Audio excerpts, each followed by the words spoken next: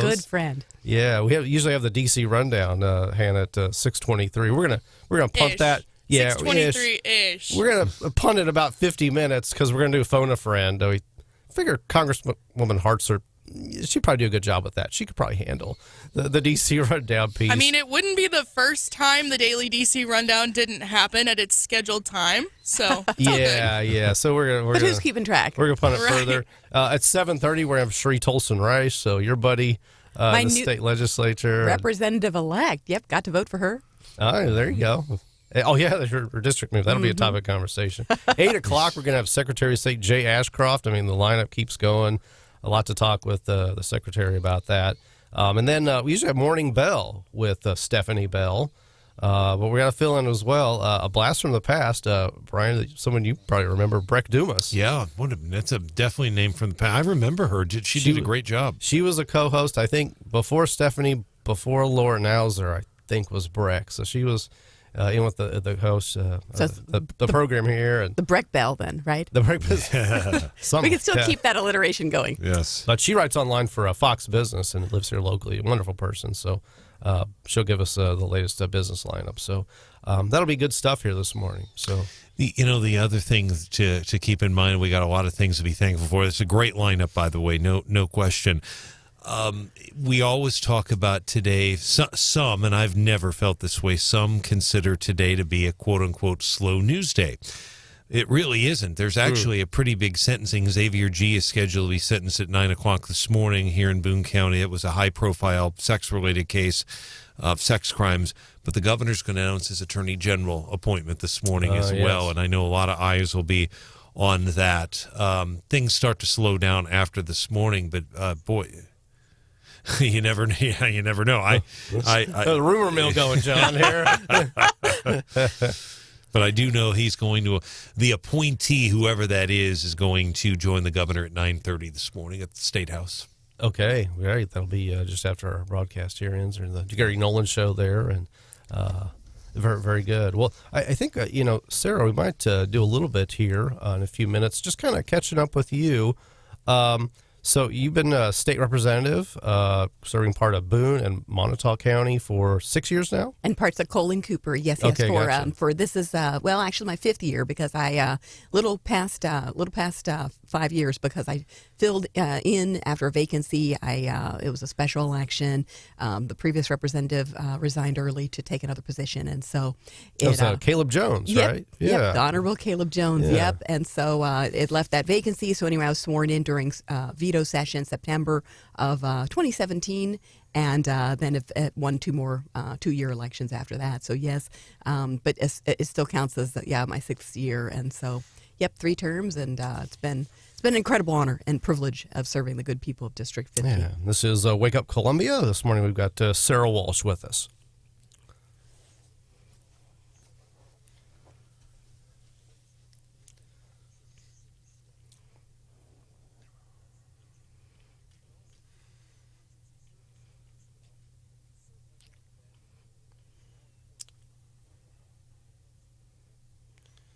Well, that's right. I mean, and Thanksgiving is such a great time to be able to not just gather with friends and family, but also think about all the others in our community and be able to reach out and be a blessing to them. Whether that is reaching out, to law enforcement and making sure that those folks that are nurses, folks that basically, when you think about that work 24/7 jobs and they don't get a day off, there's not a holiday. That you can literally just shut the place down. In those types of careers. And so, so definitely support our first responders and law enforcement. But then also remember, seniors, it's a good time of year too, that if there's someone that maybe, doesn't have other friends or family, think of maybe if you've got an extra seat at the table, inviting folks over. Yeah. In really a free country, we have economic opportunities to stand on our own 2 feet, but that's never the end of the story. We have friends, family, loved ones, co-workers, community group members, church members that, when we get in a pinch, they're there to help us out. And that's kind of the conservative message that, the government, the social safety net, well, that ought to be way down the line rather than, with people all the time and so forth. It's a different philosophy. But Sarah, just kind of catching up with you. You decided to step back from the state representative office, and you put in to run for a Congress. Vicky Hartzler was trying to run for state Senate or U.S. Senate. That didn't quite work out for her, but then they kind of shifted the districts on you, and where you live got really drawn out, and that made it really tough for you, and you decided to step back from that. That's right. Yeah, basically got drawn out of both the District 50 district as well as which was where I'm currently state representative, as well as the congressional district. But with term limits, there's always a time. I mean, it's bittersweet. It's bittersweet, because I really love serving the district. However, with term limits here here in Missouri at the local level, there's still a time anyway where you have to pass that torch. So it's going to come and catch up with you at some point. Mm-hmm. But it's been an incredible honor, and what's been really wonderful is it's the people. Just to be able to see. I mean, I ran wanting to be able to. Make sure that the people knew that government is of, by, and for the people. Yeah. That people from humble beginnings can run and win. That you can, make sure that you're representing their voice and that they're not forgotten. Mm-hmm. Especially our folks in the rural areas that are sometimes kind of out there, down a gravel road, and maybe someone doesn't visit them. Someone doesn't go and campaign, in the middle of the country. But that their voice is just as valuable as maybe someone whose door in a subdivision is got a whole bunch of flyers on it. Yeah. And so, just reaching out to everyone, and again, that conservative message. In my rural area, the folks I get the calls from as a state representative the least is rural, because rural Missourians, they take care of each other. They don't look to the government as the first thing to be able to, right. To get a handout. They look to help each other first, and we see that in the community too, in parts of Columbia and Ashland as well. But I'll say some of the toughest people on earth really, are our farmers and agriculture. And that's another more people to be thankful for this Thanksgiving are farmers, ranchers, those who are raising the food that then makes its way to our tables this Thanksgiving. A lot of good American Midwestern values. That's right. Folks you can trust, salt of the earth. That's right. Capable, stand on their own 2 feet, help out their neighbor when they're in need. Don't have to ask them twice quite often, but...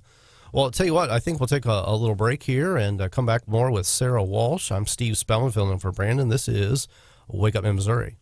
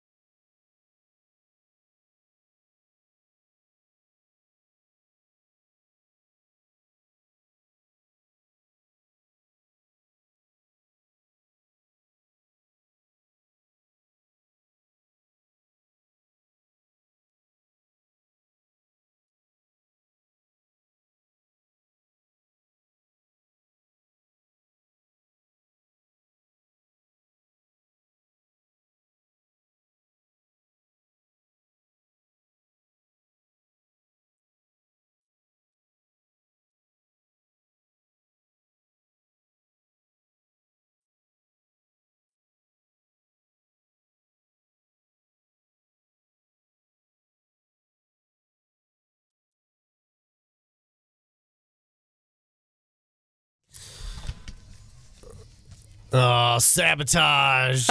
BC Boys. We're rocking out here on the Eagle 93.9 and 104.5 News Radio 950 KWOS.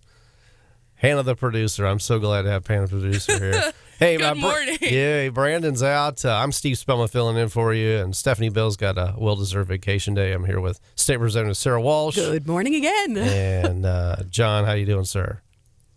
Yeah, good. John Marsh with us as well. So Brian House will be back at the bottom of the hour with the local news headlines and so forth. But anyway, we're kind of catching up with Sarah Walsh here, and I understand we have a caller, Terry. Terry, you're on the line there.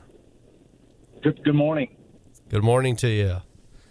So I'm driving into work this morning and beautiful sunrise and thinking about the things to be thankful for and lots of things to be thankful for. But as a resident of Montauk County, I'm thankful for Sarah and her representation of us in that county through these past years. And Sarah's a friend and really has always supported law enforcement, emergency management, firefighters, first responders, and just thankful for Sarah. And just wanted to tell Sarah thank you for your service. Appreciate it. Terry, God bless you, and thank you for your service to our county, our state, and the dedication that you have served through your whole life. Thank you very much, and it's just such an inspiration to me as a legislator and as a public servant. Just getting to know the people of the district and such as yourself, and really, just humbling, because.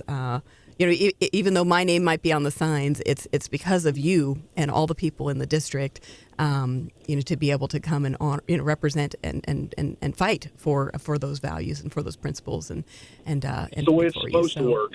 Well, God bless you. God bless you. And you too. Are you ready Have for a good things? day, guys. Yeah, you too. God bless you. Bye. Yeah, it's good to hear positive feedback rather than you probably get plenty of emails like, "Oh, you're wrong about that. What are you doing over there?" All that sort of thing. So, but Sarah Walsh, just wanted to catch up that, come January, you'll step back from the state representative role. What's the next chapter in life for you? So the next chapter in life is I have accepted a position with Missouri Right to Life. I'm a past treasurer with them. They advocate for life from conception to natural death. So all protecting, of course, the unborn, fighting to protect the unborn. But on the other end of the scale as well. Making sure that we're honoring seniors and respecting life. The whole euthanasia, assisted suicide sort of movement. Exactly. So it's going to be, I'm going to be their director of educational development, and so it'll be on the 501c3 side. As most folks are aware, there's a 2-year ban from being involved in any kind of lobbying efforts. So it will not be on the PAC side. It'll be on the educational side. So I'm really looking forward to that. I've been good friends with, of course, all the folks in the pro-life movement here in the Mid-Missouri area for many, many, many years, and I used to volunteer back in my 20s for Pregnancy Resource Center in Jefferson City, and I've been to the Capitol many times back just as a citizen, as a volunteer, reaching out to legislators to advocate for pro-life causes. So it's going to be great to be able to do that. But real quick, I want to just, talking back about the district, yes, sometimes there is negative feedback from folks, but to be honest, my district has been so good to me and so grateful. I literally can't go anywhere in, the current District 50, and not run into someone at the grocery store or at the post office or, on the streets at a business or at a restaurant without having someone come over and say thank you for your service and for representing us. My people, it's been such a great honor, and it's been so encouraging to get to have such a grateful, thankful district. And so just to all the people that I've had the honor of representing in District 50, this Thanksgiving holiday, want to say thank you. Thank you for the privilege of allowing me to serve as your state representative and allowing me to advocate for your issues and your values. Well, part of that, I think, is because you're nice. You're a nice person. Well, most of the time, you. Yeah. Well, John Marsh, we like you too. Yeah. John, what's your thoughts about Sarah's service or her next chapter in life there? Right.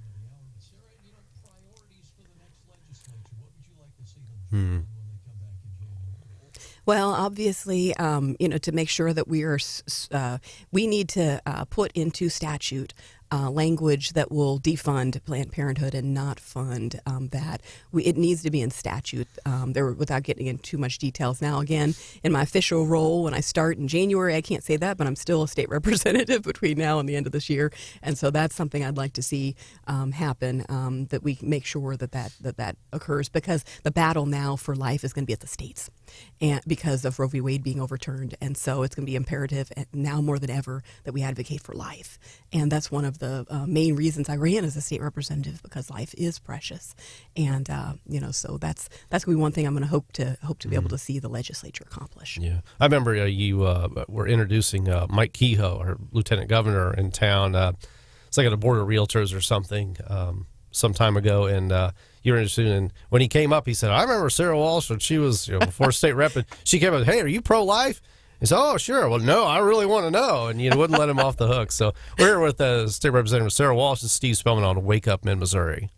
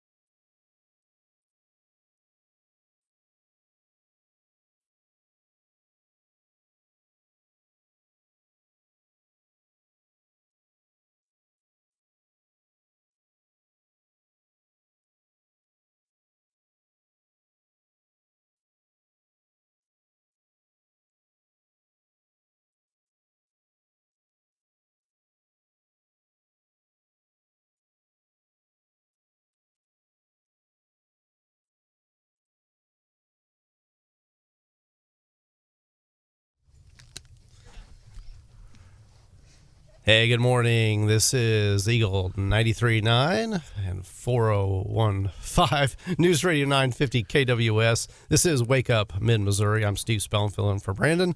We've got the one and only Sarah Walsh. Good morning. Mr. Brian Houseworth. It's good to see you. John, Happy Thanksgiving. Yeah, John Marsh with us.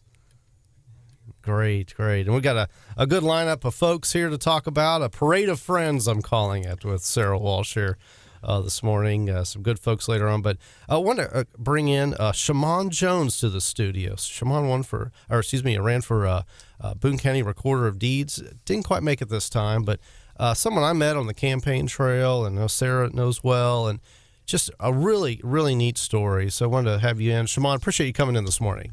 Thanks for having me, and happy Thanksgiving Yeah. Eve. Yeah, Yes. something like that.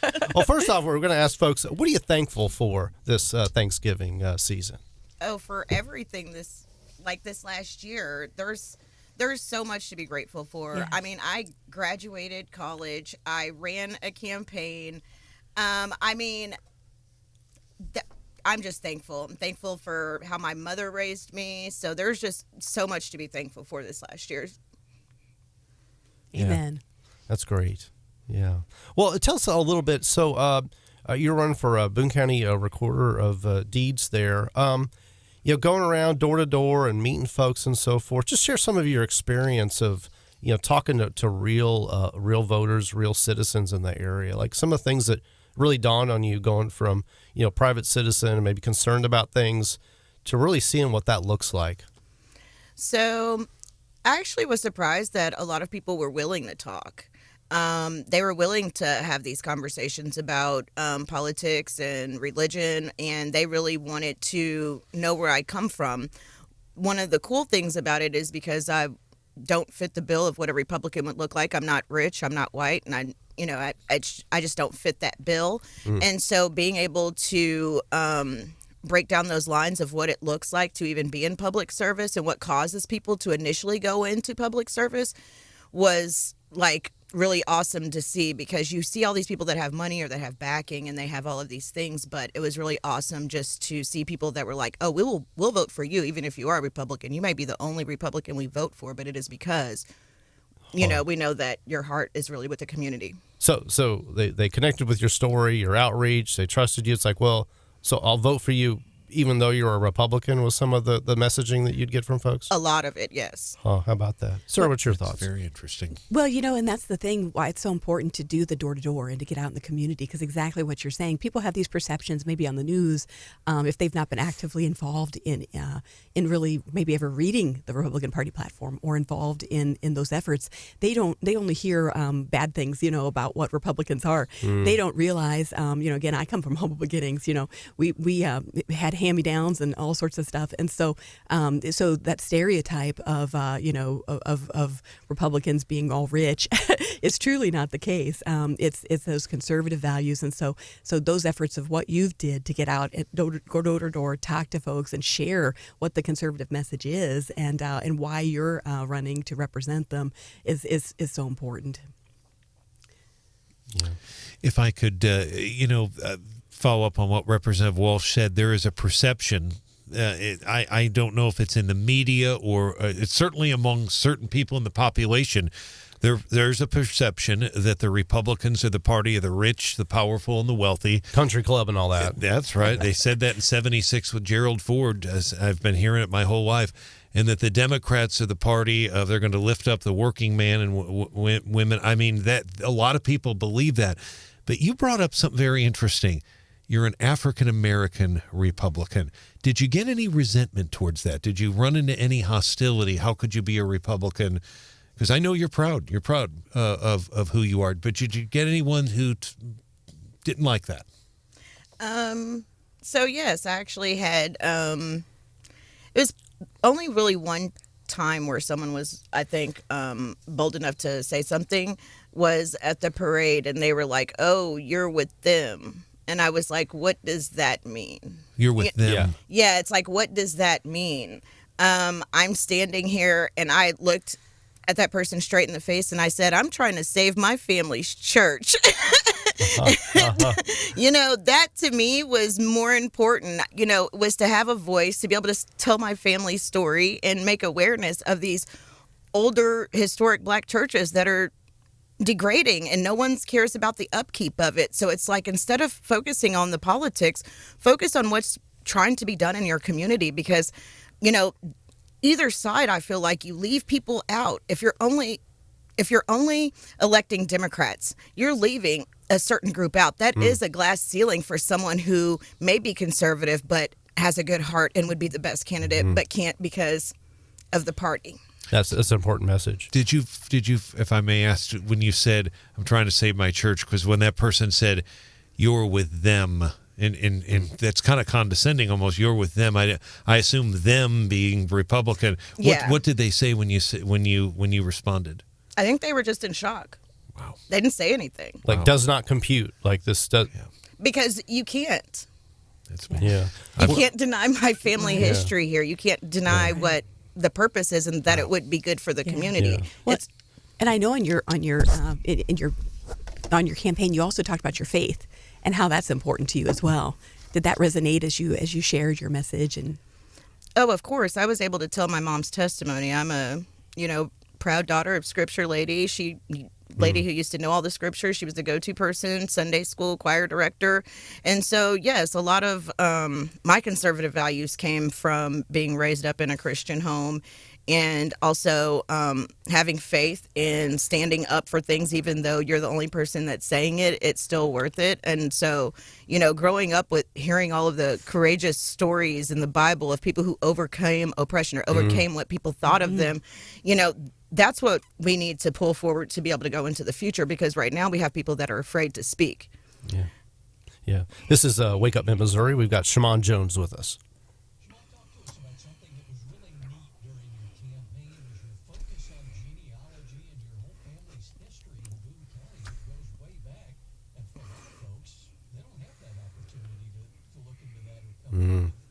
Come up with those details, unfortunately, including a lot of folks of color.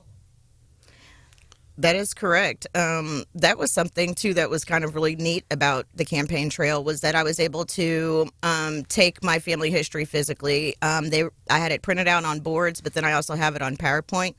But because my family has such deep roots here in mid-Missouri, people could find their family members on a lot of this information for genealogy.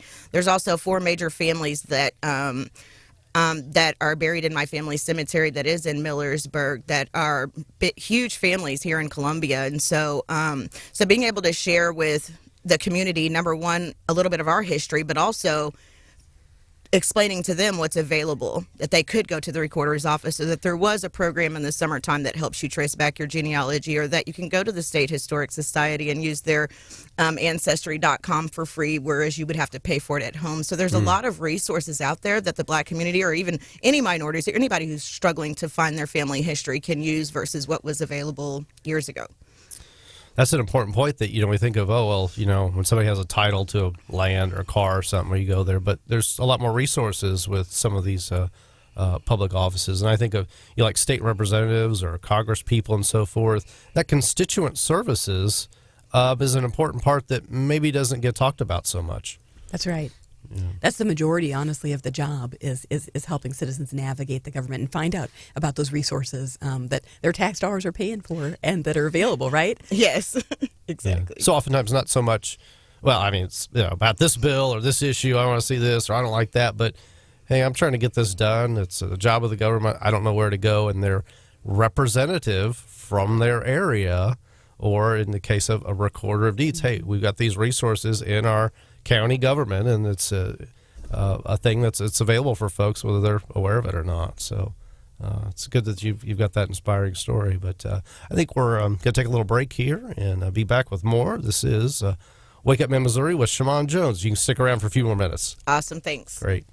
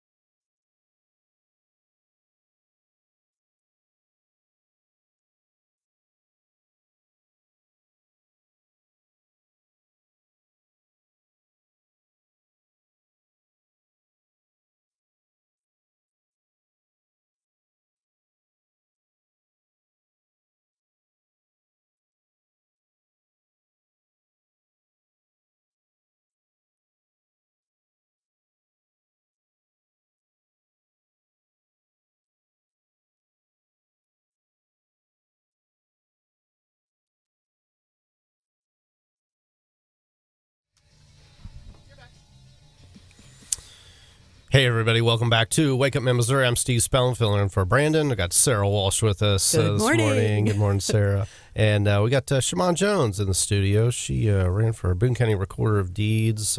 Didn't quite make it this time, but has a wonderful story and experience that we just wanted to share this morning. Shamon, welcome back.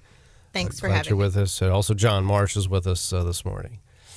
So, tell you what, Shamon, just to kind of continuing our conversation there, what inspired you to public service in the first place? You mentioned some of your family genealogy, but kind of you going from, having a job and life and everything and kind of towing towards, what about public service or, public involvement or advocacy for something that's stepping out a little bit more than most people? I have some family members that have done the same thing as far as stepping out against adversity, but also I would say COVID did a lot as far as evaluating what I wanted society to look like around me. There was a lot of complaints that I feel like I had toward leadership, but one of the things that I feel about that is that leaders are who avail themselves, and and you shouldn't complain about leaders unless you're going to avail yourself to set that standard. And so otherwise you have no room to complain. And so that was a lot of it too. And just to say, you know what, here I am, Lord, send me. I will speak for you, and I will tell your story, and I will tell you how important it is to know your family history. People find healing in that, even whenever they felt like their family history was horrible. Then they find out what happened to the ones that went before them, and it brings healing. And so, yeah. Yeah, that's wonderful. Again, what are some takeaways that you have as far as some dust is settled on? The election was a few weeks ago, kind of back to regular life. It's like, oh, I don't have doors to knock on today. Or, hey, Sarah knows the gig, that sort of thing. But what kind of settles with you at this point? What really reflections, takeaway, how maybe you've grown as a person even? Of course. Definitely just to step out and not to be afraid, even when you don't know what the future looks like. But also that even if you stutter, even if your voice shakes, you should still speak what you believe in your heart. And I hope that other people feel the same way, and that they don't say, oh, well, it's them to do that and it's their pressure to do that. And it said, no, I'm going to get up and I'm going to stand up and I'm going to say, enough is enough. I think people in my generation, in that age group, it's our turn to step up into those leadership positions. And I'd say, usually people in their 40s, 50s, and 60s right now should be the leaders in our community. And so, as one generation goes, seeds are sown into the ground, it's time for us to start sprouting to be able to influence what's around us. Otherwise, the problems will come to your front door. Yeah. People that have life experience in the private sector, they've done some things, they've maybe, led other community groups in their workplace or what have you, their family, their household. And those are the type of people we need to step up into public leadership. These are important roles, type of things that Sarah does, type of things that you were running for. This is Wake Up in Missouri. We've got Shamon Jones with us. Talk to us a little bit about, I know it's something you talked about on the campaign trail, but it was something that you did in your professional career, the whole digitalization, if it's the right word, of records at the recorder's level, because, man, that's a big issue, isn't it? It is huge. Luckily, with the military records, they already have back until like the 1821 for their digitalized records. But what they don't have is like the marriage license and the land deeds. And so that is priority right now, as I understand it. There's like an hour at the end of the day that people use to actually work on that. But I believe it's important to me to get all of those things updated, because then it breaks down those walls that people have that they can't find their information. It makes it easier for their family to be able to trace it back, and probably takes a little less traffic off the inside of the office if we could get, have more access in the community. Yeah. Sarah Walsh, what's your thoughts about, your observations with, Shamon's race and just her experience? And you were kind of on the campaign trail a little together. You run for different things in different territories, but just your thoughts there. Well, Shamon, I just wanted to thank you for your courage, for stepping out, and for the inspiration that you've been to so many, so many. I don't know if you had young women, particularly. Maybe you can share a little bit about that, because I know for me, there were a lot of young women, little girls that would be, saying Sarah Walsh, Sarah Walsh. So I'm sure you had something similar where they looked up to you and you've inspired them, because they're, to be able to dream big and have courage, and win or lose, to have a positive attitude, and to keep pressing forward and never give up. So maybe just speak to that a little bit. Yeah, so I will say that, like I said, being black, running on a Republican ticket, a lot of people weren't so supportive, but the kids, they didn't really see that party line. And so there was a lot of young girls that were looking up to me. I didn't see it, I think, at the time until, like, their parents would come to me and say, thank you for taking my child to go to this parade or to go to, these campaign events, and how it really meant something. But I'll tell you, what really hit me was not necessarily the kids, but it was a girl that I guess I knew from high school, messaged me. It was a picture I'd posted with me and Roy Lovelady, and she commented, she said, I've been in prison for 5 years, and I came home and saw this, and it made me have hope. I bawled. I was so proud of who I was in my city. And then it was my niece who, messaged me the day after the election. I don't care what anyone says. I am proud of you. The first time I saw your picture on a sign, I stood there and bawled because I had hope. So it's that, because there's something about that prodigal son. There's something about that, you went away and you come back to be redeemed. And people need to see that. We've all went through some hurt. We've all went through some type of trauma. People need to see that you can be redeemed and that you can get out there and speak your truth, even if you're not necessarily the best at it or know everything about it. That's exactly right. Well, and I love what you said earlier, because you were talking about COVID, and so all of us have gone through our own experiences of the negative side of COVID. But, the Bible says, as you'll attest to, that in all things give thanks. And the reality is that even through COVID, I mean, look, it inspired you to get out and run and to get involved. And so many good things. Then look at who you've inspired. That you may never know, but the difference that you've made just getting out there and having that courage. So just hats off to you, and just incredibly proud of you getting out there and all the good you've done. Yeah, this is Wake Up Missouri. We're talking with Shamon Jones. Wonderful conversation. I'm thankful for getting to know you the last few months.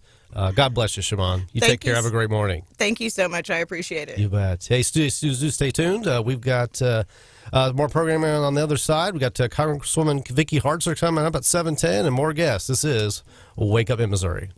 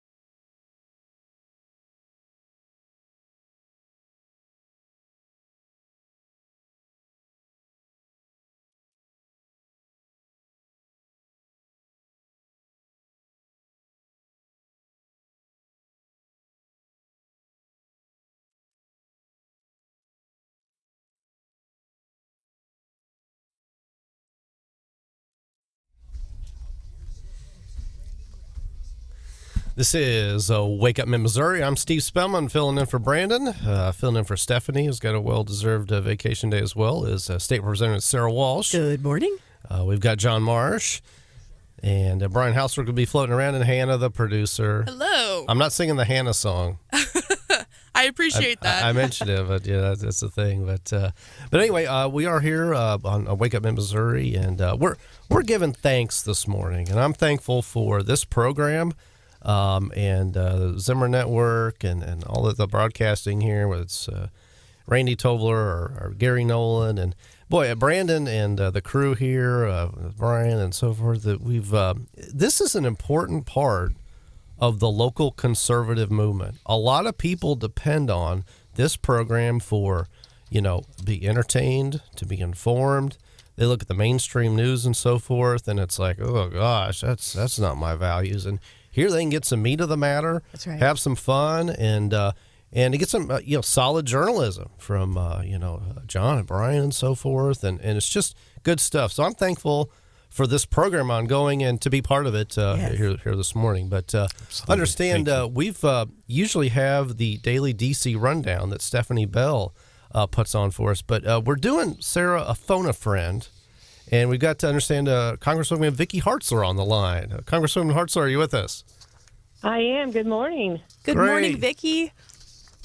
Good morning. It's so fun to talk to you guys. Yeah, well, thanks for finding time to speak with us this morning. And, Vicky, we're kind of going through and asking first, folks, what are you thankful for this morning?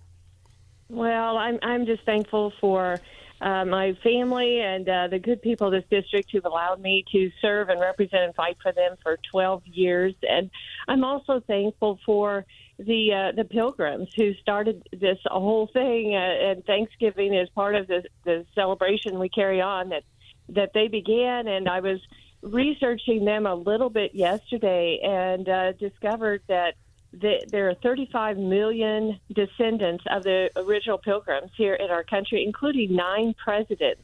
But they also not just left us with descendants, but they left us with faith. And as you look at the Mayflower Compact that they signed, it was a first example of self-governance. But also, I just pulled it up here, they did it in the name of God and have it undertaken for the glory of God and advancement of the Christian faith, this voyage. And so they really helped bring Christianity to America. We are a Christian nation, and I'm so thankful for that as we enjoy the blessings of that, and the rest of the world is blessed through the goodness of America. Oh, Vicky, this is Sarah Walsh here, and it's just so great to hear you share just about our founding and for all your service to the district throughout your many, many, many years. A question that we have for you that might be on the minds of folks is now that Republicans have taken back the House, maybe would you care to elaborate and kind of speak on your thoughts? Yeah, well, I'm so thankful that this has happened. We had to have a change to stop the train wreck that is being led by President Biden and the Democrats in this country that has brought record inflation, wide open borders, record drug overdoses, fentanyl, energy dependence, and weakness on the world stage. And so I'm thankful that the House has taken the majority and they'll be able to stop some things. They're going to immediately begin some investigations to get some answers and to shine a spotlight on some of the corruption that may be taking place, including bringing in Hunter Biden and looking at his laptop, but also getting to the answers and trying to look at where was the origin of COVID. We believe it is China. Biden has done nothing to advance that. And what was the decision-making process that caused a debacle in Afghanistan, and why did they abandon Bagram Air Base and ultimately result in the deaths of 13 Americans? So you're going to see some investigations underway, but then also there's going to be action taken to try to stop the 87,000 new IRS agents that Biden pushed through that's going to be hired. We're going to see that stopped. And they're going to be having hearings at the southern border. If it weren't for Fox News and some conservative media outlets, most Americans do not realize the huge disaster that is taking place there with over, at this point, 4 million illegal alien encounters that has occurred And we have 98 confirmed people who have been caught who are on the terrorist watch list. We know there's hundreds of thousands that have not been caught of individuals, and how many of those are actually terrorists among us now, and we could be very much in danger as a nation. And so they're going to have hearings on the border and try to take steps to secure the border. But this is going to be a very contentious next 2 years. But I'm thankful that the Republicans in the House are going to do everything they can to try to block and stop the bad policy and to protect the American public and get our economy going again. Thank you, Congresswoman. Congresswoman, we appreciate you joining us live, and happy Thanksgiving to you and your family. And we appreciate your service to the community, both in Congress and then before that as a state representative. I want to go back to, we touched on Thanksgiving. I was with you about not quite a month ago, but almost late October. I walked up and down, as did you, downtown Woldridge. It's destroyed. There's almost nothing left of it. The church heavily damaged. But yet the biggest thing I kept hearing from the elderly people and the people in that community, at their fire damaged community, is hope. They were thankful because no one was killed. They were hoping they had lost everything. I mean, there was just devastation. Literally everything, even the cars were still on fire, Congresswoman, when we were down there together. What are you hearing from your office? What are you hearing from constituents about how that rebuilding is going on? In what's the latest on the church? I know that was something very important to you about that organ. Is there anything new there? I haven't been in direct contact with them yet. I have read that they're still assessing the damage and hope to be able to rebuild. When I was there that day, they said they did have insurance that they felt like would cover the repairs, and I certainly am hopeful. It was absolutely a beautiful historic church built in around 1905, and there's just so much history there.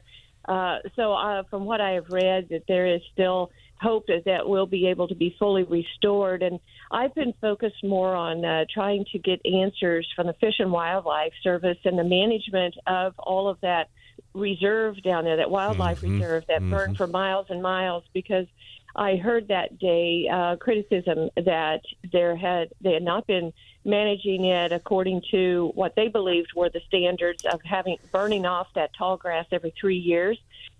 So we've been trying to get answers of really what is the policy? Is there, are they required to burn it every 3 years? And did they or did they not? We have just learned that there really isn't a set in stone policy that they do have to burn it every 3 years. It's pretty much left up to the discretion of the local Fish and Wildlife officials. So we're in the process now of setting up a phone call between those officials, between some state representatives and local officials and myself, to try to hammer out some of the management questions and see, because there is more of a federal role, I feel like, in that endeavor, whereas the state emergency management agency and the governor's office and others are working with the local community on local support for rebuilding the town itself. But that's one avenue that I am pursuing and hope we'll be able to get some answers, as well as hopefully maybe some adjustments in management going forward, which would reduce some of the risk. So that we don't have future fires like this. Steve, that's a great point. And Congresswoman, I know you're going to have a conference call with them and some other folks. If you could keep us posted on that, because the governor was actually asked about that tall grass at the press conference, and I do believe, I don't want to speak for the governor, I do believe he misheard the question. I think he thought they were talking about people not cutting their grass, but I think they were talking about the grass you're referring to.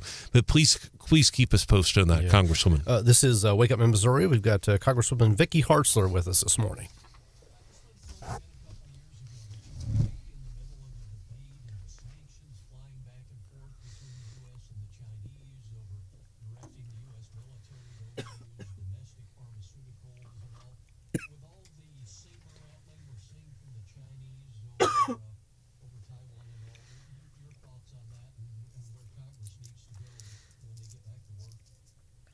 Sure. Well, we are so vulnerable to China, and that is something that, I have been championing for years now, and that we need to bring back not only pharmaceutical production, but other production back to our country and to assess the vulnerabilities that we have.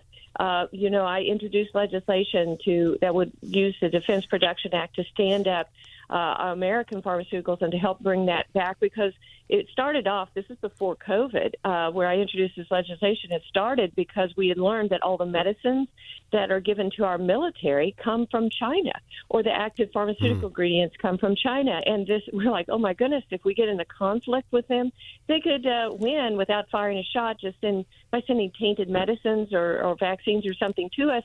And then COVID hit, and we're like, yes, my goodness, we are so vulnerable. So President Trump actually used part of our bill and did stand up the Defense Production Act to start incentivizing American companies and enabling them to help produce more of our medicines here. And as far as I know, President Biden has kept that going. But I asked the other day for us to update on that, because obviously this is a multi-year process to do this, and I want to know where we're at.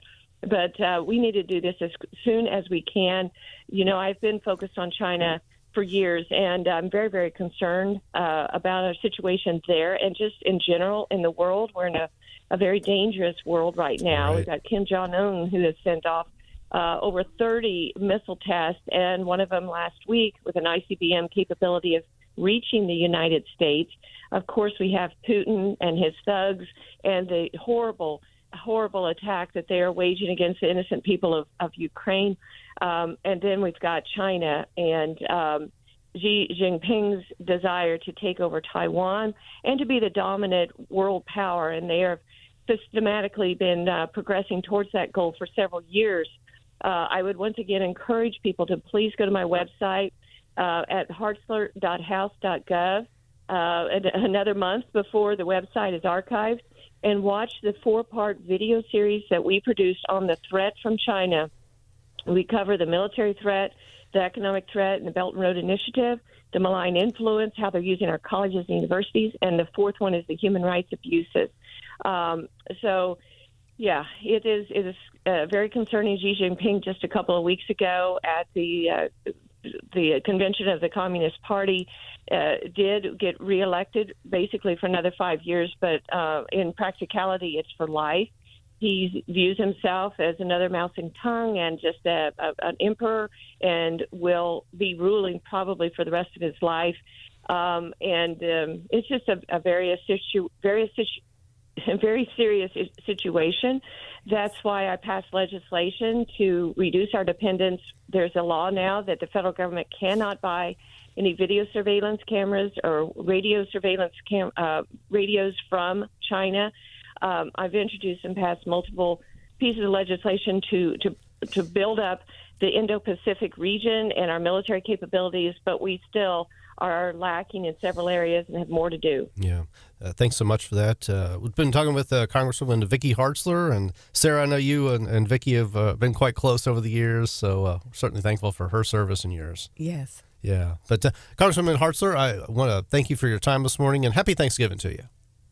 Well, happy Thanksgiving to you, too. God bless you all. God Great. bless you. Hey, this is Wake Up Mid-Missouri. We'll be back in a few.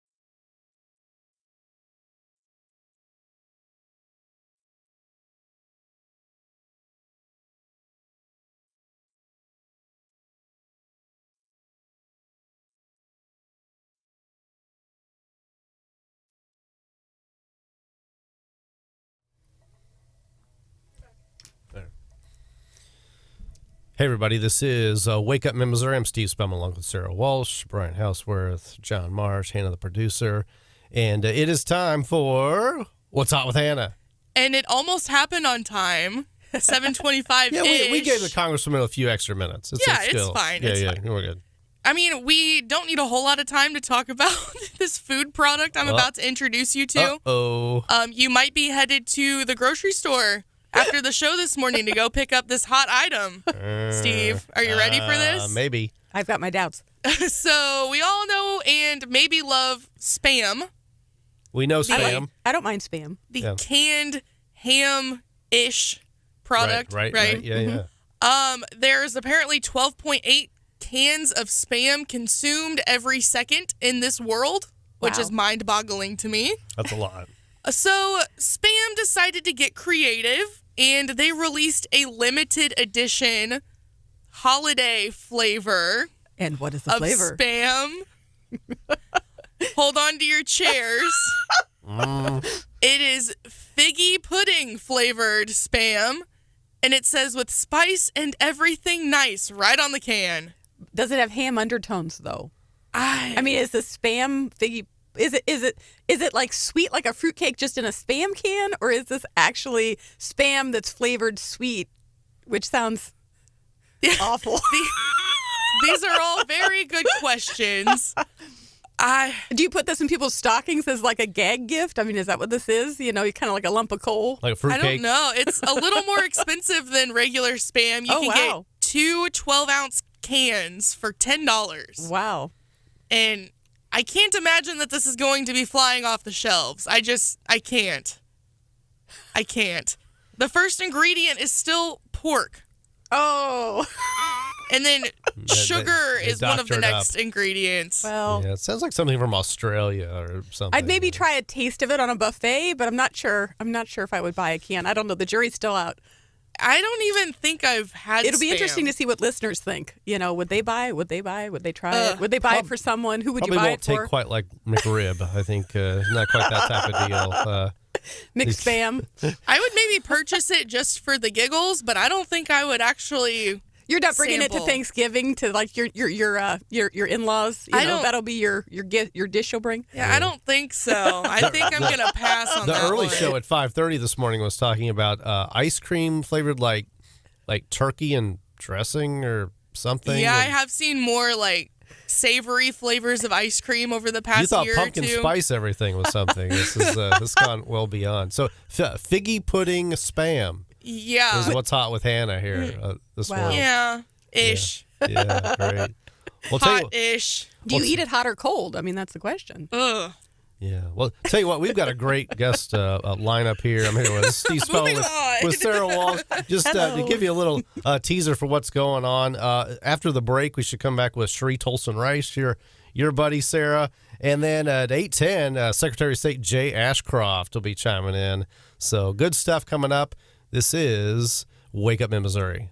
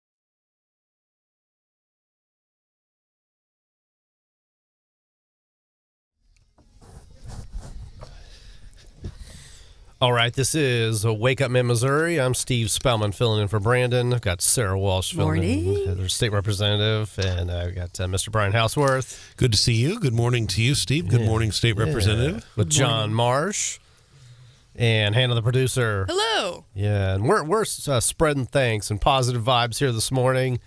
A lot of things to be concerned about in the news, and look at Washington. It's like, oh, good grief, what are they going to come up with next? But we got a lot to be thankful for. We're in a free country, and that's a lot more than a lot of folks can say. And we just got a parade of friends we're going through, and we're right in the thick of it here. And we'll keep it going here this morning. We've got by phone a good buddy of yours, State Representative Cheri Toalson-Reisch. Cheri, you with us? Good morning.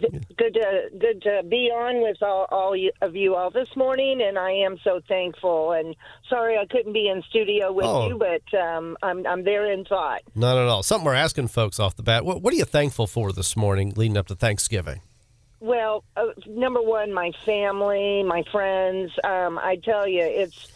Every day I wake up, God truly blesses me, and He has my entire life. I'm so thankful for everything, that I've been blessed with. And, my children, my grandchildren, of course, seeing them this coming Thanksgiving holiday and being around the table together. And, it's a good time just to be with family and friends. Well, Cheri, Representative Cheri Toalson-Reisch, it's been such a great honor to serve with you in the legislature and to get to vote for you and to have you representing me as the representative-elect for District 44, but now the newly drawn District 44, which is now Southern Boone, including the town of Ashland and Hartzler. And so you are no stranger, though, to that part of the county of Boone, because you've been there many, many times in parades with me and various types of things. So to maybe just talk for a couple minutes about, you'll be out and about, I'm sure, in Southern Boone, that new part of your district in the near future? Absolutely. So with the new district lines, I still have part of my old district of the Centralia-Hallsville area and eastern Boone County, but taking in all of Southern Boone County. I've lived here my whole life. I have family and friends in the whole Southern Boone area. I including me. For including you. Good constituent. And Hartzberg. But Sarah, I got to tell you one thing. I can never fill your big red boots. Well, you are the hardest worker I know. I love you. You're my BFF. And it's just been such an honor to work and serve with you. And I have to tell you, Steve, I have a joke because I'm a class clown. So my district is 44 and Sarah's is 50. So in chronological order, I always go first. But what I tell people is it's age before beauty. Oh. And so she is just a sweetheart, and I love her so much. Well, what Representative Reisch, she has, to those that she's a very humble person, but she is constantly caring for folks. Every holiday, there's not a holiday goes by that she's not reaching out to folks in the community, as well as she works another, full-time job. She is amazing, and she will fill those boots very well. Representative, we appreciate you joining us live. We're talking about Thanksgiving and just pretty basic stuff. Of course, the legislative session will be here before you know it. And rather than asking about specifics, because pre-filing doesn't even begin for another week, I want to ask you about a general concept that your colleague who's in your neighboring district told me about on the record when I interviewed him at the Capitol this summer. It's State Representative David Tyson Smith. And I know you guys politically, ideology, a lot of differences, but the one thing he told me he wanted to do and had started to do is he encouraged the Democrats in his caucus to actually eat with and dine with Republicans. And that's the first night he said, we got to be able to talk. And he said that it had gone over well. Now, it was just starting out. This was in May, and he was really optimistic that would continue. Have you heard anything more about that? And what do you think about that idea? So I had not heard that at all. So he hasn't reached out to me, but I think it's a great idea. I was at a government conference last week, and it was bipartisan. I was there with some other Missouri Democrat colleagues, both Senate and House. And, we sat together, we ate together. And so, philosophically, we have differences. But deep down, I think we all have good intentions or what we feel is best for our district. So that's a great idea. Brian, I thought you were going to say he was going to file more gun restrictions and gun laws. And I tell you, he has said that, but that's not going to fly. Missouri's a majority red state. We have a super majority in the House and Senate. So, any proposed gun restrictions that he has mentioned will go absolutely nowhere. I may be in the minority in Boone County, but I am in the supermajority. Yeah, this is Wake Up in Missouri. We've got Cheri Toalson-Reisch, the state representative, with us this morning.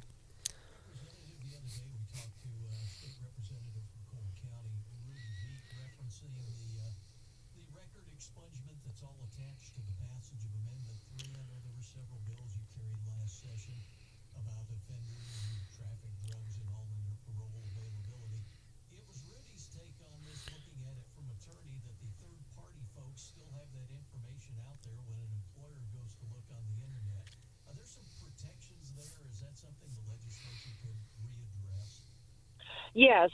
So I'm actually doing a deep dive on what this is going to mean as far as expungements. And so I don't have all the answers yet. Constituents have already been calling me who had prior convictions, wanting to see what is expungible, what isn't. What one quirk under Missouri law that Representative Bruce DeGroat from Chesterfield was looking at, even if you have a full pardon or an expungement, a lot of times it comes off the official record, but it's still out on CaseNet.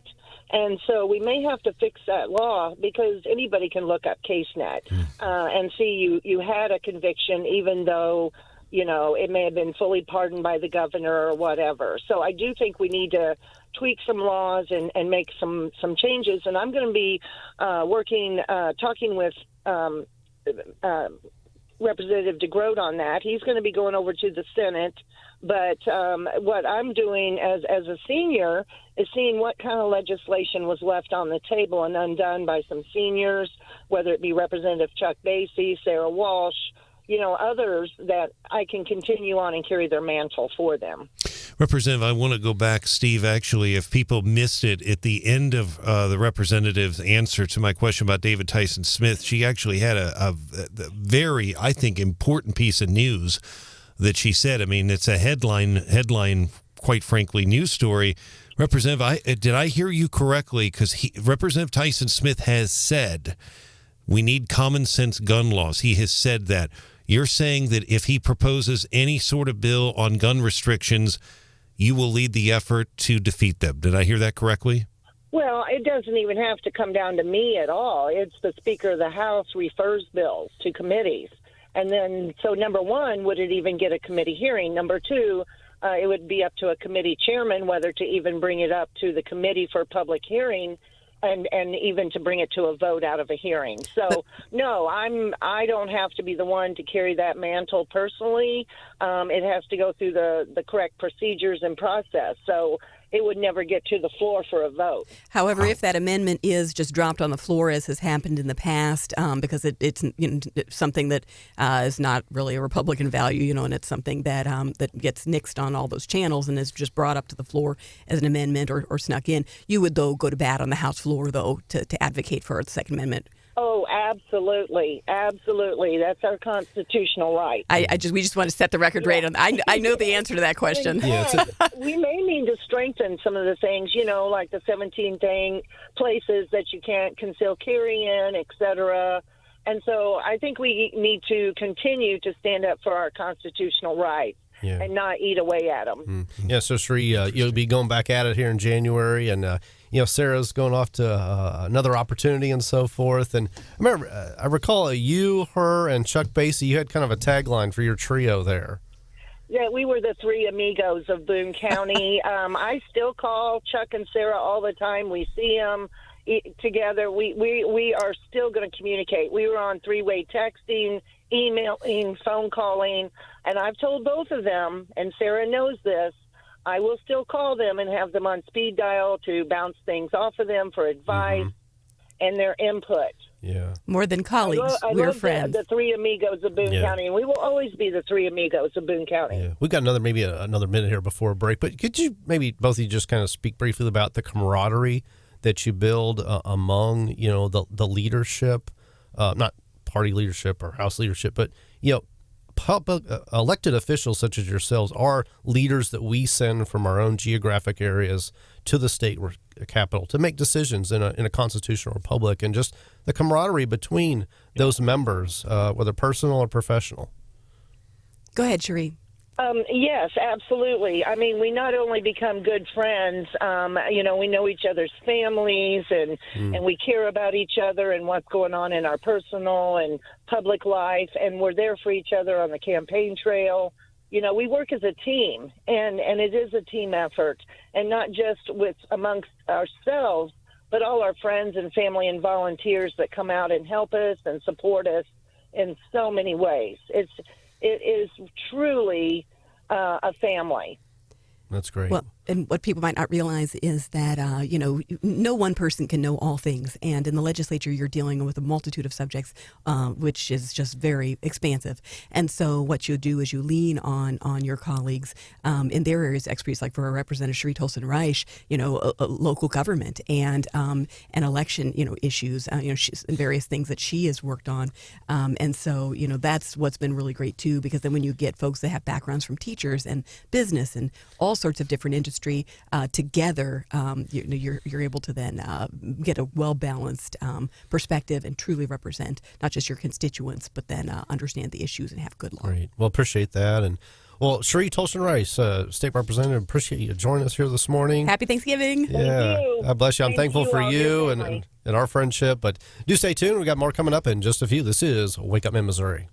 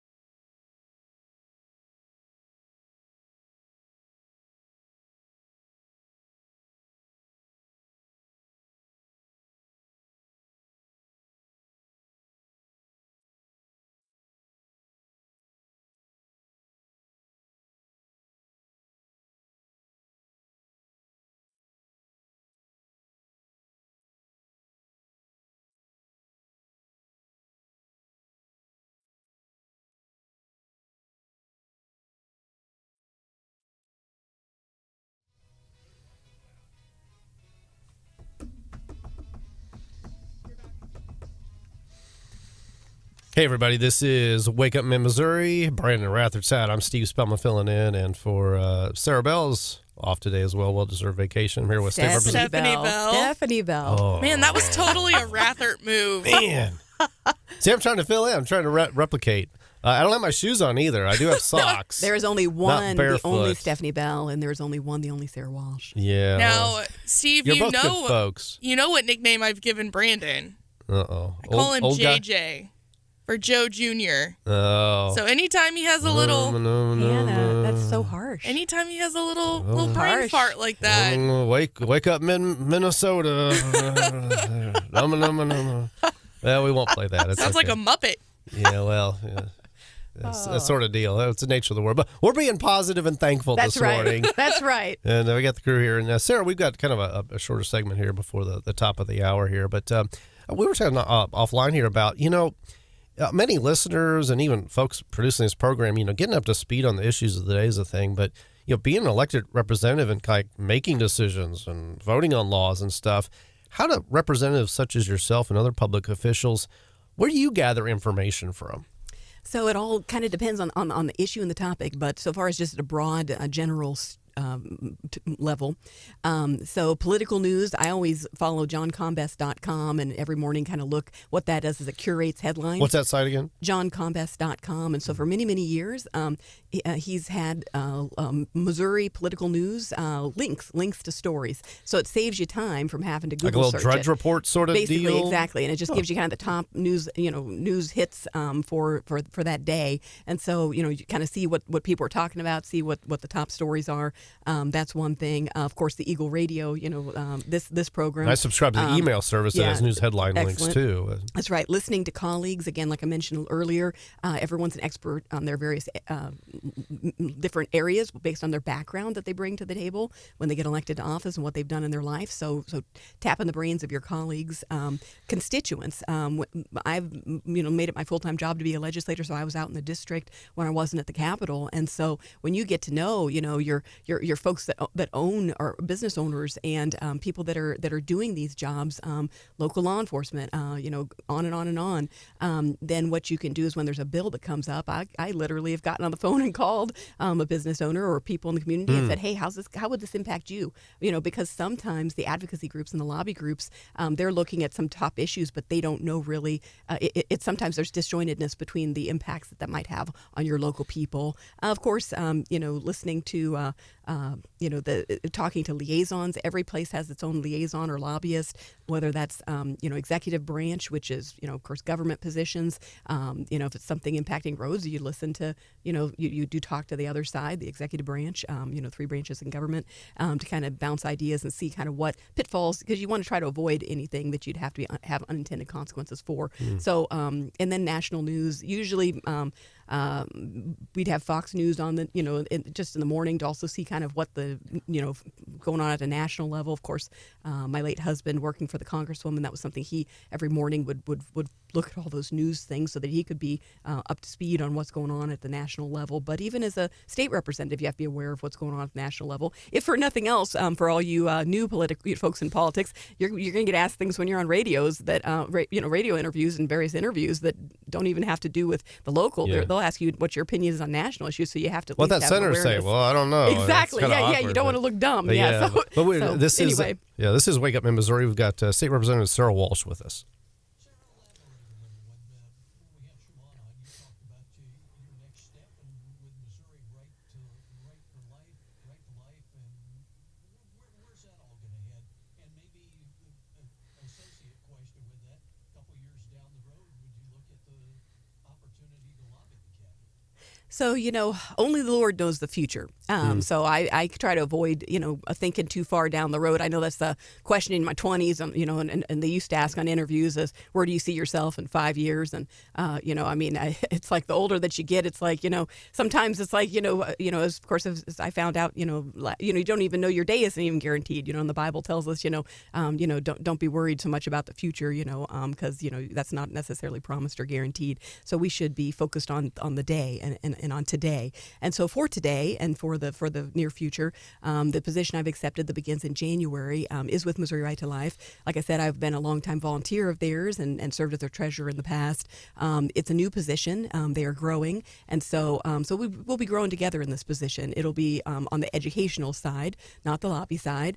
So I don't know if or when I'll ever go into that side, but I know I'll be definitely passionate about advocating for life at the as my position starts. Yeah, Sarah Walsh, really appreciate that. Hey, this is Wake Up Missouri. We got a little break here, and then top of the hour news, and on the other side at 8:10, stay tuned for Secretary of State Jay Ashcroft.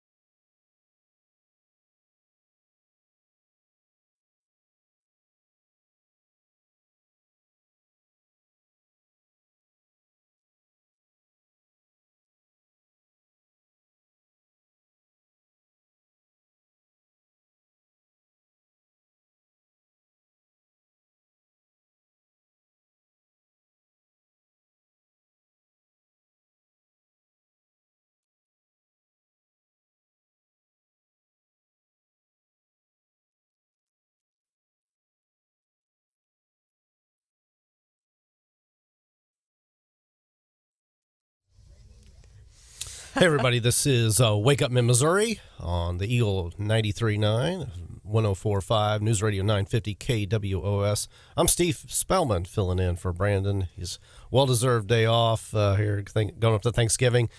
Filling in for Stephanie Bell is State Representative Sarah go. Walsh. Sarah Walsh, good S morning names. to I get- you all. I get called I am not the Stephanie, but she Yeah. will be back. Yeah, I get called Scott sometimes, too. Brian Houseworth with news. Got John Marsh with us as well. Yeah, and Hannah, the producer, she's holding down the fort, keeping me in line. Trying. You know, Branden makes it look real easy. I mean, there's the imperfections, and Hannah gives him a hard time, and, you know, he's got his own personality and stuff. We love him for that, but, pro radio stuff, this is upscale, so I'm trying to fill in, and part of the You did a radio great job, magic. Steve. Yeah, You you did a are. great job. It is. So, trying to bless listeners with some, positive energy here this morning, and very, very glad that Sarah, a good friend, got to know you over the years and join in here this morning in a familiar voice and so forth. And I think we're working on some other guests here coming up, but we talked about, how state representatives get information and some of the camaraderie and so forth, and what's your next chapter in life and so forth. But what are the things kind of on your mind as far as how the election went here in our state, nationally, just thoughts in general as you kind of are transitioning out as of January, and you'll be back to private life? So, I was there at the watch party at GOP headquarters, and so, so there were a lot of losses. I also have been at GOP headquarters when, we took all the wins. So win or lose, and this is just a general principle in life, through those valleys, through the darkness or through the high times, that's where you just have to keep having faith and keep pressing on, keep holding on to the Lord, because he is with you, and just keep on pressing forward. So, I mean, the biggest takeaway from my service in the legislature has been, because everyone has lost loved ones and had tragedy happen to them. We're all human that go to serve in public service, and so it's just, what do you do with those downtimes? Do you just kind of let everything just because you could stay home in bed all day for the rest of your life, or you could get out and stand in the Lord's strength and press forward. And so I just want to encourage everyone, because I know Thanksgiving is a tough time for folks who have lost loved ones and where there's empty seats at the table or maybe no one around your table, to just there's so many other blessings that God gives us, and so many other good things. I mean, just the fact that most of us do have some friends and church and food on our table, and so just so focus on the positive things that you do have, and then find a way to be a blessing to someone else. That's a great way that can kind of lift you out of a tough time, is when you're able to then find someone else and then be able to be a blessing to others. Great. Yeah, and I know we got a guest coming up just very quickly, Representative. To your point, peaks and valleys. I remember the year that Representative Basie beat John Wright. That was a huge upset, 2014. Shocker. It was a shocker, and then Caleb Rowden beating Stephen Weber in 2016. But yet this past year, the Republicans didn't win one truly county-wide position in Boone County. Is Caleb Rowden's seat in 2 years, is that in jeopardy? Well, I mean, in Boone County, it's going to be tough for a Republican to win a Senate seat now that Boone County has been drawn. Cooper and Boone used to make 19th. Exactly. And now it's going to be just Boone. So that will be a Cooper would lean kind of red and help it Caleb balanced in the it off. past. Exactly. It kind of pulled across the finish line. And so, it's been a blessing, all the folks at Cooper County, in how much they came out to vote. So it may very well go Democrat. But still, the fact of the matter is, just as Shamon earlier today was talking about how she got out and she didn't win, but look at the impact she made, just getting out there and inspiring people, and she and getting out and talking to people. So it's not always about winning; it's sometimes about the people that you reach along the way, and the lives that you touch. I admire folks, that get off the couch and give it a whirl, give it That's a try, right. put themselves out there for voters for public leadership. With us, joining us, we got a parade of friends, Sarah. That's right. And with us on the phone is Secretary of State for the state of Missouri, Jay Ashcroft. Welcome, Mr. Ashcroft. Good morning. Thanks for having me. Yeah, well, thanks for joining us here. We're asking folks leading up to Thanksgiving tomorrow, what are you thankful for, sir? I'm thankful for my family. I'm thankful that there is a God in heaven that loves me in spite of my sin. Amen. Amen. Yeah. One thing, Mr. Secretary, that we'd like to ask too is many people are aware of what your role is. And, there's a lot of media coverage of what your role is leading up to an election and, processing those election results, posting those returns, that type of thing. However, what happens, what does the Office of Secretary of State look like after an election? What do you do after and in between elections, you and your staff? Well, the election side of the office, because obviously we have the business side, we have the libraries, we have securities regulation, a lot of other sides. But the election side after the elections is working with the local election authorities to make sure that those results that we posted on election night, those unofficial results, are accurate. And if there is any inaccuracy, to nail that down so that when we do certify those official results roughly a month later, people can trust them. So you never rest, basically. Keep on working. No, that's the people pay us, so we're here to do the job, and we want to do it well so that the people know that they're getting good value. Thank you for your service. Mr. Secretary, we appreciate you joining us live, and I appreciate you. You talked to me multiple times on Election Day, at least twice that I know of on the phone, and I really appreciate you taking time to talk to us and give us kind of an update on what was going on in terms of turnout, et cetera. I do want to ask about, because there's nothing really close in any of the races, but I am just intrigued by turnout, et cetera, and more about the process itself. State law requires the election authorities to send those election results to your office no later than November 22nd. I believe they've all done that. Am I correct? Then your office convenes the board of canvassers, and what's the status of that? And I think it's December 13th, the deadline. What's the status of that? We will be doing that. You're right, but we're not quite there yet. Okay. The local election authorities do their work, and what a lot of people don't realize is not all the votes come in on Election Day. There is a very small amount of votes that may come in by Friday at noon for our men and women that are serving overseas. So there are some men and women in the military that we have to wait to make sure those votes have come in by Friday at noon. Then there's an audit process that's required, and then there's just the rechecking of all the data. Then that all gets sent to our office, and then we do another evaluation. We kind of triple check or quadruple check what the election authorities have already done. We do that sort of error checking, and then when we feel good about the data and about our just evaluation of it, we then take it before the board to sign off on that. Got it. This is Wake Up in Missouri. We've got Secretary of State Jay Ashcroft with us this morning.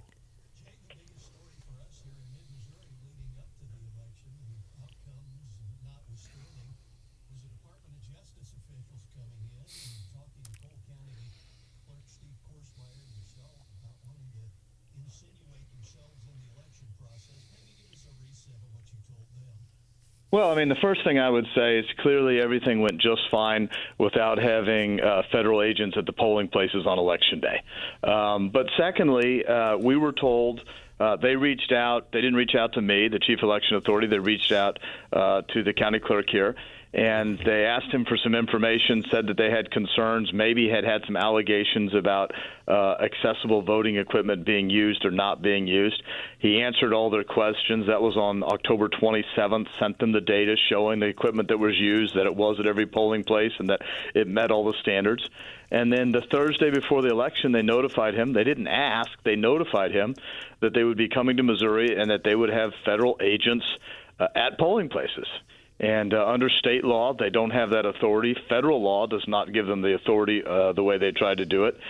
He reached out to my office, which I really appreciate. We talked about it. We discussed the law. I told him I'd back him up, whatever he decided, but I felt that under the law it would be inappropriate. It could dissuade people from voting. It could give people concerns about the election. Why are there federal agents here? He agreed, and we told them not to come. They came and met in my office Monday before the election, did a lot of bluffing and blustering, and said that they could do whatever they want. We pointed out the law, made sure they knew exactly where the federal courthouse was, just down the street, and they said, well, never mind, we'll stay out of your polling places. Called their bluff. I've heard so many people say, good for you, Mr. Secretary, and good for the clerk. Yeah. Well, the real thing is, and this is what really touched me the most about this, is if they were truly here to fix something. I mean, yeah, they could have given us real notice. They were going into 64 locations in 24 states. They could have told us before the Thursday before. Obviously, they sandbagged us. But if they really thought there was a problem and wanted to fix it, why did they refuse to share any complaints with us? Yeah. We're with Secretary of State Jay Ashcroft. Just very briefly, we've got about a minute here. There's controversy among public library staff, state library associations, and I know someone with a local library here about you've got a proposal about public libraries protecting minors from inappropriate materials. And just very quickly, if you could kind of separate fact from fiction on that. Well, first of all, it's not a book ban, but there's really about 6 things it requires. One, that libraries be required to have a written policy for how they pick materials and how they define what's age appropriate. That libraries be forbidden from using state taxpayer dollars to buy prurient or pornographic materials for minors. That libraries be required to have a written policy that allows parents to know how they can determine what materials their child may have access to. That libraries be required to display, that be forbidden from displaying age inappropriate materials in the children's section of the library. That they be required to designate the age appropriateness of any events or presentations so parents can say, oh, it's this or that. This is what I think is right. And that they have a written policy that's publicly accessible for anyone to challenge materials in the library. Appreciate Doesn't that. sound very controversial to me. Makes sense. Gotcha. Well, more to come on that as we see it kind of flow through and how that hits the ground. But Hey, could you guys do me a favor? Sure. What would you think about breaking that rule down into, I think it's 6 different points? A lot of people listen to you. A lot of people look at your web presence, and just have a Twitter poll question for each one of those. Do you agree that libraries shouldn't buy pornographic material for minors with taxpayer dollars? And see what your listeners say. No, I think that's an excellent suggestion. Well, look at that deal. Yeah, appreciate it. Yeah. Well, I'll tell you what, Secretary of State Jay Ashcroft, really appreciate your time this morning. And we're thankful Thanks for your having service. me. Have a great Thanksgiving. You too. Great. We'll take a little break here. This is Wake Up Mid-Missouri.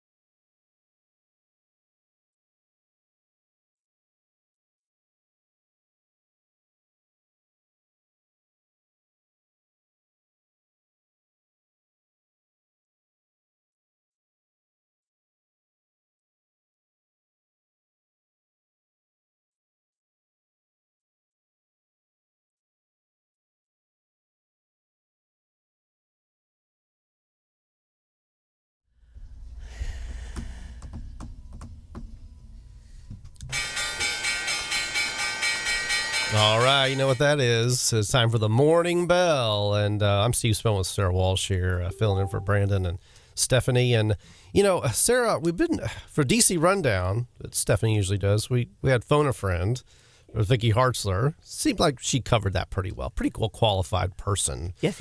In the Morning Bell business news, it's like, I think I'll phone a friend. And so we've got on the line with us Breck Dumas. Breck is a name from the past, maybe, was a co-host here on the program for a while years ago, before Stephanie, before Laura Nauser, I think. But currently her profession, her job is, for the last year or so, is on foxbusiness.com. She's a contributor there and wanted to bring her in with the latest business news. Breck, you with us? Yes, I am. Good morning. Good morning. It's good to chat with you, friend, here. I'm so glad you could join us. Likewise. Glad to hear Sarah, too. Yeah. So you've got a page on foxbusiness.com. It's Breck Dumas. People can look that up and catch your work. But what's kind of a hot topic as far as business news that you might fill us in with? Well, everything right now is all about FTX. I think that crypto thing, really took people by storm, and it's far from over. So that's the hot topic right now. Yeah. And there's so kind of a Bernie Madoff sort of guy in a way, but these connections to prominent people in the political world and otherwise they keep scratching the surface on that. Fill us in with what you found on that. Well, and celebrities. I mean, there are so many people of great influence that sort of have been roped into this, and I think it's unclear at this point if any of them really knew what was going on behind the scenes, because it seems so far, at least, that no one really did. I mean, the FTX and Alameda Research, its hedge fund, were really sort of operating unchecked. I mean, these are entities that bounced around, started being based in Berkeley, and then went to Hong Kong, Chicago, and ultimately settled in the Bahamas, which is not exactly known for its, regulatory robustness. So I think that that's going to be really the focus on this. When you have, they're saying upwards of 1 million people who lost billions in this scheme. There's really obviously people wanting accountability for this, and then we're going to see a lot more regulatory framework, or at least attempts from that, to prevent something like this happening to U.S. customers again. So that's probably a good thing then, right? I mean, at least, not what happened, but that there'll be, a little bit better framework then going forward. Is that what was maybe give us some highlights of your column and your thoughts? Well, I think that it's still untold. I mean, at this point, of course, we want to prevent something like that happening again, right? But I think that there's also this fear within the crypto community. First of all, I will say that there's plenty of people in the crypto community who have been begging for regulations. Something just to have a playing field in which to work with, right? But I think that there's also, on the flip side of that, this fear that regulatory agencies in the U.S., that the SEC is going to go overboard and make it so restrictive because, overregulation and the government having its hand too far into something can, there's really concerns about that too. So I think it's finding a middle ground there, and really it seems like regulators don't even really know what to do with crypto either, frankly. And it's not an easy, it's a kind of complex thing. Yeah, they have to work something out because it is a thing, and legitimate providers want to be able to do that. This is Wake Up in Missouri. We've got foxbusiness.com contributor Breck Dumas with us. What?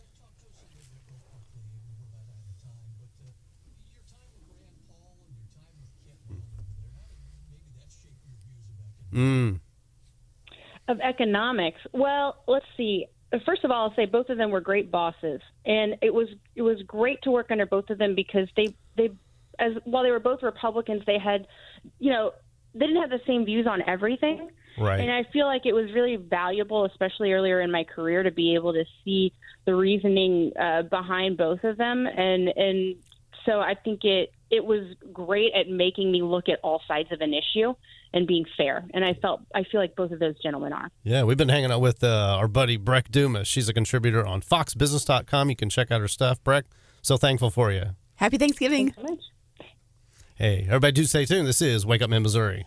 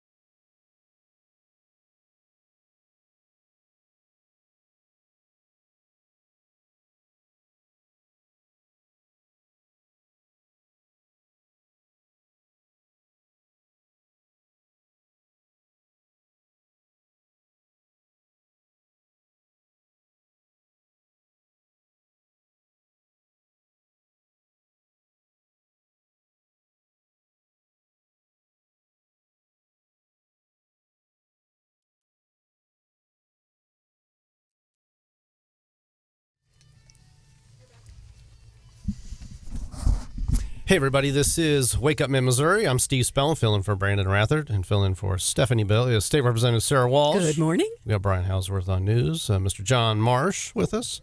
Yeah, and Hannah, the producer. Hello. She is running the deal, making everything seem smooth. Filling Brandon's shoes is a big thing, and we're going through our parade of friends here, and so glad to talk with Secretary of State Jay Ashcroft. Very informative. He's always very informative there, Sarah. But here with us in studio is a good friend of mine. We've gotten to know each other for a number of years and some good conversations. We've got Professor of Economics from the University of Missouri, Professor Joe Haslag, with us. Thanks for having me, Steve. Good to see you, brother. Happy Thanksgiving to you. Yeah, good to see you here at this studio. We've known each other for quite a while, but we've got a couple topics. One of your specialties is monetary economics, so like studying the dollar and stuff like that, and we'll maybe get to that in the next segment. But, you know, coming off of talking with Jay Ashcroft and here with State Representative Sarah Walsh, there's a project that you have that's a little extracurricular, I guess, kind of helping our state government and providing expertise for each year. They try to, for budgetary purposes, I understand, estimate what state tax revenues are going to be. Kind of talk about what that group is and the process. I know you can't say much maybe about this next year, but how's that worked in the past, and where are we at up to this point? Yeah, Steve, the number for next year is, I can't. No, it's the Consensus Revenue Forecast Group is the budget director for the office for the governor, and then there's the House budget senior budget person, the Senate senior budget person, and then just to round things out, they have a fourth. We've been doing this since Ed Robb was around, so this is going back into the late 70s, and I took over in 2002, 2003. From Ed, we get together and try to come up with a forecast of what revenues are going to be. There's a mid-year evaluation, so part of our job will be to see what we think the budget's going to look like for the rest of this year, fiscal year 23, which ends June 30th, and then try to get a forecast for what fiscal year 24-25 is, or 23-24 is going to look like, fiscal year 24. And yeah. So we have a balanced budget in Missouri, and it was a great honor serving on the Missouri House Budget Committee. So just so listeners we can talk about that process. So the state budgets for the expenses of the state and estimates, plans a budget, but then based on what this estimate is that you are a part of putting together, how much then revenues are going to come in. So that way so that you basically have the appropriations or the authority to spend up to and not beyond a certain amount. And then all those numbers add up then to what is estimated to come in. So that's kind of a simple way for folks to understand it, correct? It is, and the idea is that the three branches two houses and then the governor's office, two of the branches are in there trying to form a consensus. So I don't know if I'm supposed to be a tiebreaker or what.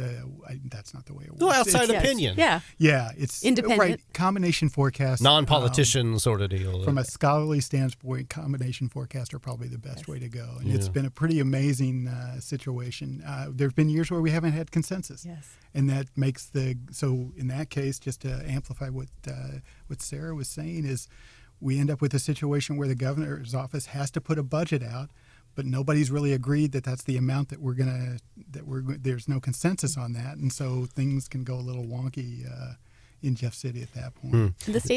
In the state's fiscal year, it's July 1st through June 30th, and so the withhold process that comes in when you're partially into the year, and then whether or not revenues are matching up to then what has been planned. Yeah, and so we've got 4 months worth of data for this fiscal year. The state is running way ahead of any forecast that we put out. It's been a couple of banner years in terms of revenue growth. Some of that's because of the inflation, right? Just simply prices going up. So the real goods and services of the state government, though, those seem to be increasing as well. So it's been, the challenge for this year is going to be trying to figure out what's going on in the national economy. Missouri's economy tends to move almost in lockstep with the national economy. But on top of that, we've also got to try to form some guess about what the impact is. We can do the accounting, right? But the tax cut that's going to be implemented starting early January is going to have some effect. Both, it's certainly going to drop, but then the question is how quickly are the growth impacts going to start to kick in? This is Wake Up in Missouri. We've got University of Missouri economics professor Joe Haslag with us. Joe, it's been such a weird year economy, just with all the funding. How much of a factor does the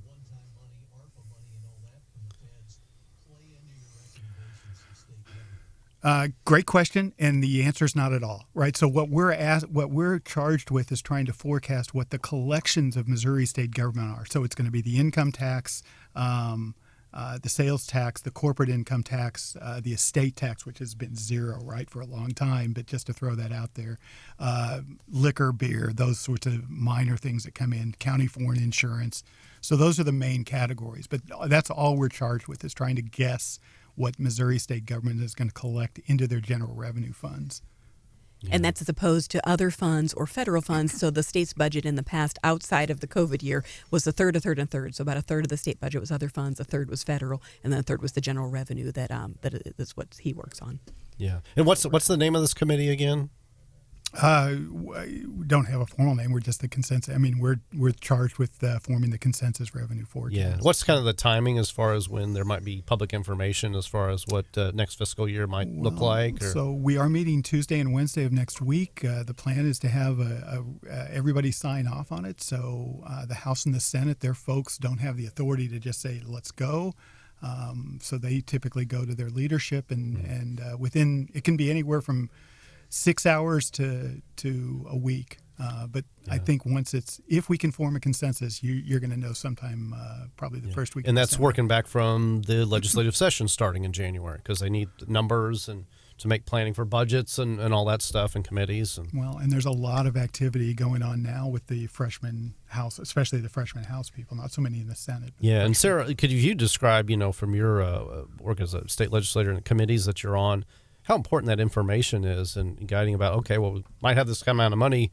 What do we have available to spend? Yes, well, and so the governor's office already, all the executive branch departments have been funneling up all their requests and things like that to the governor's office. Top leadership of the governor's office then puts together that budget, but they've got to, whatever that total number that it all adds up to has got to be something agreed upon, the consensus revenue estimate between the legislature and things like that, because then that comes to the House Budget Committee in January, later towards that, or it could be early February, in that time frame, to then process it from there. So yeah, but the executive branch right now, that's where a lot of the work is happening, because that's where the budget starts out. It's the governor's budget that's proposed and then mentioned in the state of the state, and that's usually right thereafter is when it's released, the more details. Let me just say one thing for the sake of humility. We're talking about the processes if we come up with these forecasts, and it does initiate a process. Historically, we have never been all that. I mean, our forecasts are as good as we can come up with, but we're forecasting over such a long period of time. Like with what percentage range? 50%, 23? We're probably I think on average, I did it a couple of years ago. The group is about 5 percentage points. That's pretty close. So you can forecast GDP in the United States with about 1 percentage point accuracy on average. So it's a more challenging thing. The Missouri budget has always been a challenging item to try to get pinned down. So I think part of the process is we could sit and come with a consensus quite easily. The trouble happens with what the triggers that happen if we miss. So, for example, if we underpredict what's going to happen, then that gives somebody the authority to spend those excess funds. And the other side of the issue is if we overpredict what's going to happen, then somebody's got to make cuts. And no one in Jeff City likes making cuts. Yeah. Which is why the House Budget Chair under the Scott Fitzpatrick and then Cody's current Budget Chair, Representative Cody Smith, that they left money on the table essentially, so that essentially they didn't appropriate everything that they thought they were bringing in, because that gives a cushion. And I think that's a great way to be able to do that.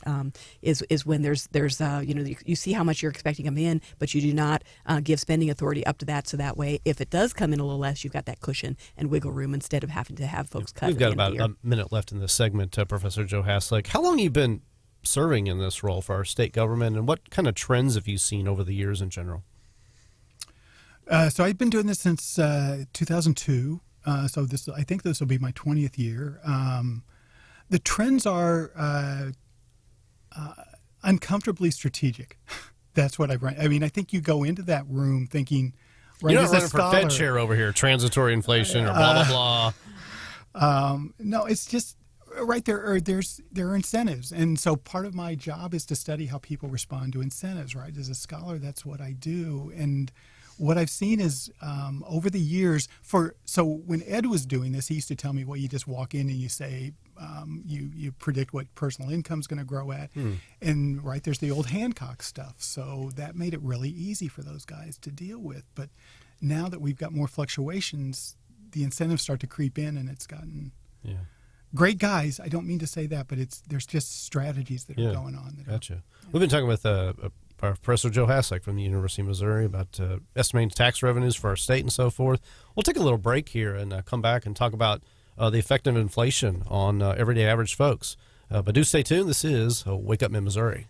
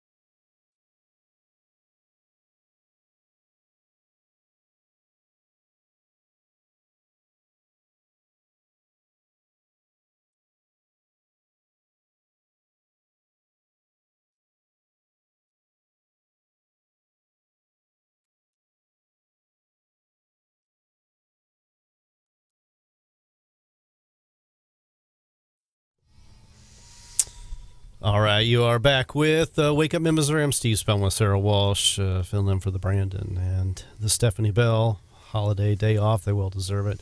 We're back for one final segment with MU Professor Joe Haslag. Good to see you, brother. And one thing that you watch is monetary economics, which can sound real wonky real fast, but it's gotten people's attention because the cost of living. We see what turkeys cost, gasoline, heating fuel for this winter, northeastern United States and Europe has got a crisis due to other things too. But what's the effect of rising inflation on everyday folks that you're seeing from an academic standpoint, from your point of view?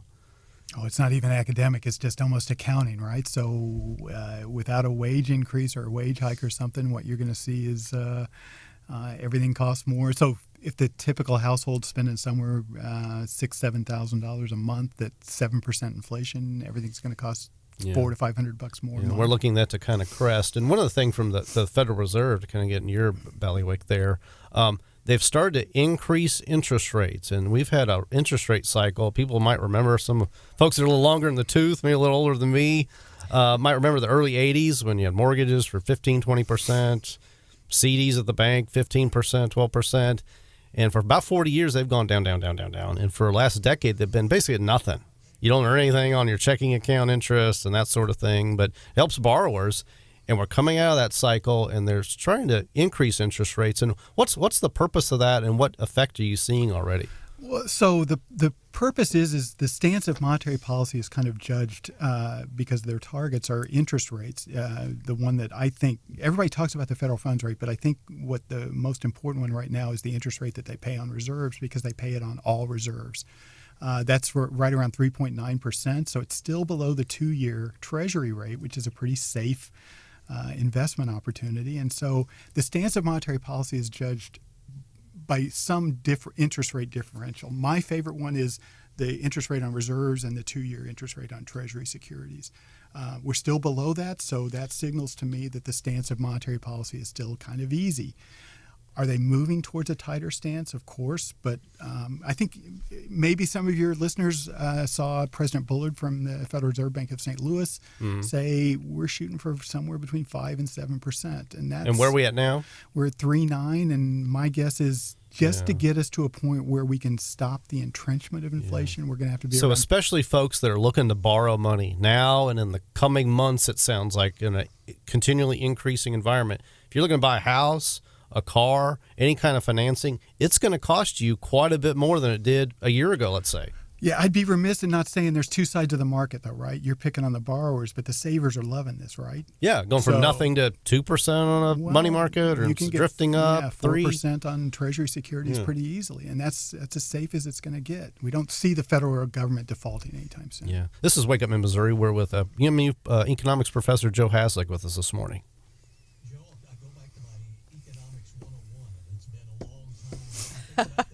The Milton Friedman lines about monetary actions affecting the economy after lags that were long and variable.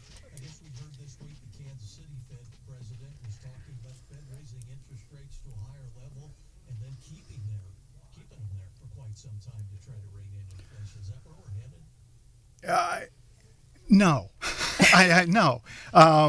President George is her term is coming to an end fairly shortly, and people tend to speak more from their heart rather than their head sometimes. I don't. That's know. Diplomatic. It's not trying to be. It's to predict what's going to happen even 2 years out is hard to do, let alone 5 or 10. Yeah, gotcha. But again, the story is rising interest rates help savers. You're going to earn more on your bank account, on your bond investments, and that sort of thing. That helps. It has to help people on a fixed income that have been paid nothing forever. But again, if you're borrowing money, it's going to cost more. Mortgage rates going from 3% to 7%, for instance, about doubles a lot of people's mortgage payments, and that's set to cool the crazy hot real estate market and things like that. So that's what we'll probably continue to see. But it's we're kind of rounding out here, Sarah. It's been great being with you here this morning. So glad that this worked out for you to join us for an early morning, and wish you well on your new endeavors in life. And thank you. Yeah, gonna end your time as a state representative here come January and go work for Missouri Right to Life, is it? Yes, that's right. Starting in January. And Joe, wanted to ask you about your Thanksgiving. What you have any fun plans, or what are you thankful for this Thanksgiving? Oh yeah. So many things to be thankful for. It's Thanksgiving plans amount to my daughter and son-in-law and 3 grandsons coming over, and there'll be lots of football and lots of turkey and ham, and it's going to be a great day. Yeah, great day. We do have Gary Nolan's show coming up in a few, and I understand from Hannah, Travis Fitzwater is going to be the one and only. Boy, it's in the building. Boy, I thought Sarah Walsh was a big deal, but gee whiz, we're going to upscale here this morning and so forth. Not that you're chopped liver or anything, but I know. You can't walk yourself out of that. Statewide office, well, if the governor came in and be like, "Oh, here you go, sir," it's okay. But our friend Joe Haslag from the University of Missouri, econ professor, and I appreciate your work with the state government and helping out with that as well, and your insight on those sort of things. But it's always good to see you, my friend. Yeah, and again, I would say that I'm thankful for being able to fill in for this. I'm just a local conservative advocate. I write in the Columbia Missourian and some other publications. Been a tax fighter for many years, and I know coming in here and trying to fill in for Brandon's big shoes, but just want to have a parade of friends here, and hopefully this is bless the listeners here. And I'm thankful for this station and this show. It's an important part of the conservative movement in Missouri, and glad you've been a listener. So do stay tuned for the Gary Nolan Show with Travis Fitzwater coming up in just a few. Have a great morning, folks.